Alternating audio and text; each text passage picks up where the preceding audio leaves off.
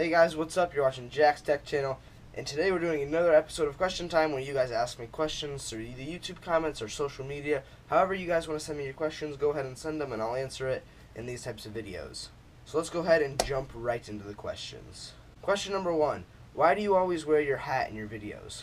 I don't really wear my hat a lot, but when I do, it's because I like my hat and my hat's cool. So I'm going to wear this in videos, but I guess I won't wear it in this one because people ask too many questions. Question number 2. What are your thoughts on the new Samsung Note phone? I wasn't even aware that a new Samsung Note phone came out.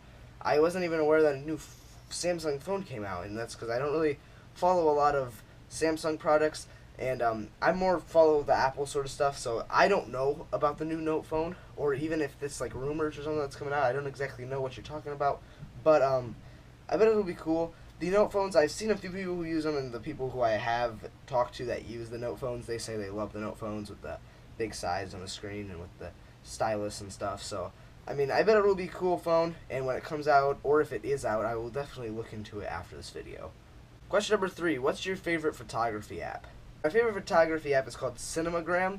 Basically, what it allows you to do is you take like a 3-second video, and it basically turns it into a picture, and you select a part for it to move. So like for instance, if I stood here like this and I started recording and I blinked my eyes like that, I could set it so that my eyes would be the only thing that moves. So it'd be like a still picture with just my eyes blinking. So you can do cool effects like that. That's really the only purpose that app's made for, and you can share it to Twitter and Facebook and Instagram and all that stuff. So it's a really cool app to do stuff like that. Question number 4. What color iPhone should I get? Over the recent years, they've been announcing many different colors. They have space gray, they have the white, they have the rose gold now, and just the champagne gold. So there's 4 color choices that you can choose from when you get your new iPhone. I think the rose gold is only on the 6S, so we'll do the 6S as like phone of the color choice. So I think that if you're just going to get a normal iPhone 6, the space gray looks awesome. On the device that's only about this big, I mean, it looks amazing, and the space gray that's what I have on my iPhone 5. I love space gray. Now, if you're going to get an iPhone 6S Plus and it's the huge phone, I think you should go for the rose gold. Even if you're a dude, I mean, the pink iPhone, no one's seen that before. And if you have a big phone that can actually show it, like, you're going to get some pretty cool looks when you're like, boom, pink iPhone, check this out. So, those are my 2 favorite color options for the iPhone 6S, but really it all comes down to whatever your choice is. Question number 5. What kind of MacBook should I get? Now, if you're looking for an Apple laptop that's either the Pro or the Air, and I think you should go for the Pro if you're going to be doing like hardcore video editing and stuff like that, if you're going to be doing a lot of stuff that's going to like put a lot of pressure on the computer. But if you're just going to be using it for everyday use, go with the MacBook Air. It's really all comes down to what you're using the computer for. If you're going to be using the computer to do heavy tasks and like video editing or anything like that, get the Pro. If you're going to do it for just, you know, browsing the internet, doing simple tasks like that, typing Word documents, etc., use the MacBook Air and get the MacBook Air. It's really comes down to what you're going to be using on the computer as to what computer you should get. Question number 6. Have you noticed a difference on editing on the iMac versus the MacBook Air? For those of you who don't know, I use iMovie to edit these videos and my daily vlogs, so if you want to go check those out, it's just search Jack Barnes and you'll find me. But I don't really know which one I prefer more. I love the MacBook Air editing because I can do it anywhere I want, whereas the iMac, it's kind of stuck where it is and I can't really move it. So the MacBook Air is awesome. I love editing with the trackpad. I don't know why it has this cool like snap feature where like if you have audio levels that are low and there's a big like, you know, basically where you start talking, it can jump right to where you start talking and make it super awesome. One thing I have noticed is the MacBook Air, when exporting, it takes a lot longer. It's a lot longer to export the video files, and I've had a lot more problems on the MacBook Air trying to import videos into the MacBook Air. But the iMac is super awesome. It runs everything great. I've uploaded almost all my videos on the iMac, and I like the iMac more for editing. But if I get a MacBook Pro here soon, that's what I'm gonna be editing on and uploading from, just because it's the MacBook Pro I think is going to beat out both of them. Question number 7. Do you think the new iPad will have a home button?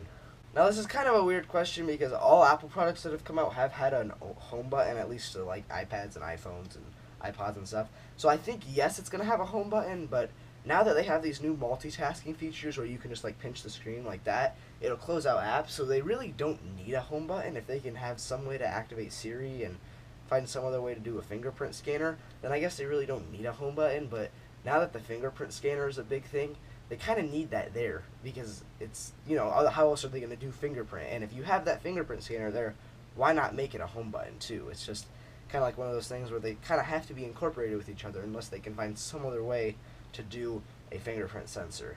Question number 8. What are the advantages and disadvantages of building your own computer?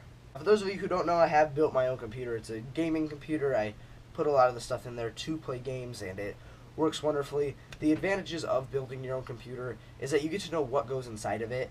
You get to choose all the parts, you get to put it together, and it's super awesome to be able to do. And when you finally finish it, it gives you a sense of accomplishment that you built this computer and you can play games on it, and it's an awesome feeling.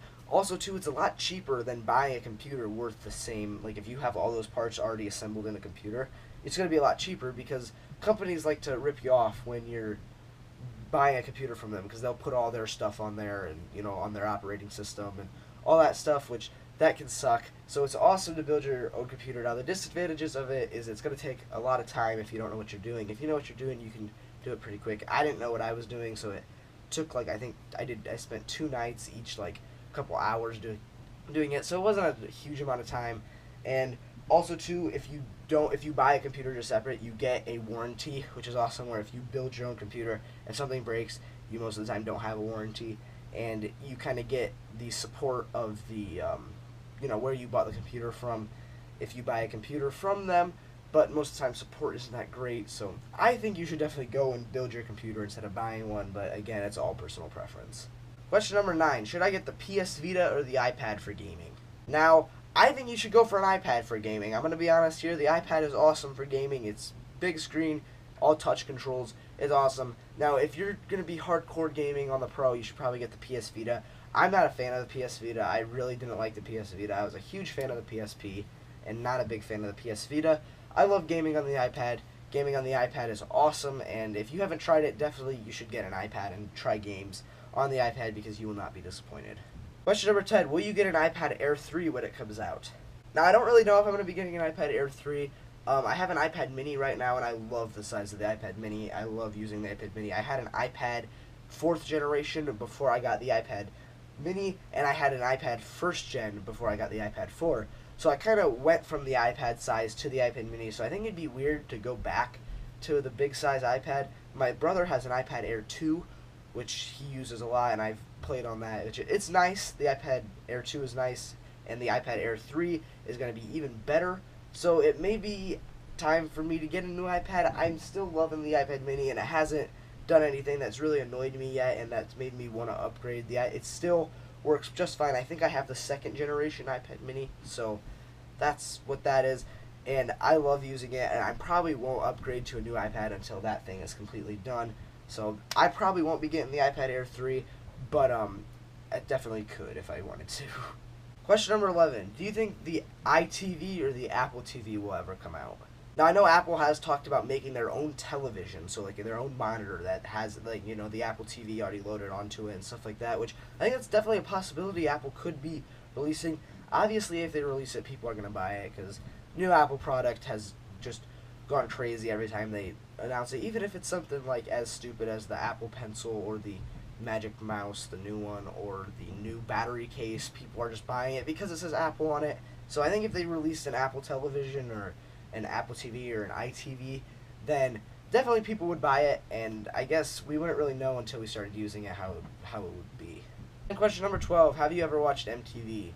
Now, I don't have cable, but I have watched MTV before. It's really not that big as it once was, but it has some funny shows on there, like Pranked and, you know, MTV Cribs and stuff like that, so it's fun to watch. But I don't have cable at our house, so the only things I've really seen is when we're in hotels and it's on, or I'm on YouTube and see something from MTV. So there you go, there are some questions. Remember, you can send me your questions to any form of social media or in the comments down below. They don't have to be tech related, they can be any type of question you want at all, and I'll answer them in these videos. Thank you guys for watching. If you liked the video, make sure to hit the like button, subscribe for more videos, and I'll see you guys in the next video. Goodbye.